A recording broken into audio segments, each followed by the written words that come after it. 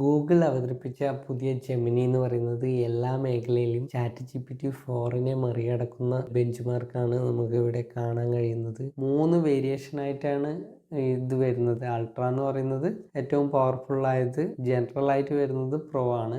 Nano എന്ന് പറയുന്നത് in device model, അതായത് ആൻഡ്രോയിഡ് ഡിവൈസിലെല്ലാം വർക്ക് ചെയ്യുന്ന മോഡലായിരിക്കും. മറ്റേ കണക്ഷൻ ഇല്ലെങ്കിൽ കൂടി അത് വർക്ക് ചെയ്യും. അതായത് കുറച്ചും കൂടി പ്രൈവസി, അതായത് ChatGPT നമ്മൾ ഉപയോഗിക്കുന്നുണ്ടെങ്കിൽ നമ്മൾ കൊടുക്കുന്ന എല്ലാ ഡാറ്റാസും സെർവറിലെത്തി പ്രോസസ്സ് ചെയ്തതിന് ശേഷമാണ് വരുന്നത്. പക്ഷേ ജെമിനിയുടെ കാര്യത്തിൽ ഇൻ ഡിവൈസ് മോഡൽ ആയതുകൊണ്ട് തന്നെ നമ്മൾ ഡാറ്റ നമ്മളുടെ മൊബൈൽ വിട്ട് പുറത്തു പോകില്ല. ഗൂഗിളിൻ്റെ AI ചാറ്റ് ബോട്ടായ ബാഡിൽ ജെമിനി ഇൻ്റഗ്രേഷൻ വന്നുകൊണ്ടിരിക്കുകയാണ്.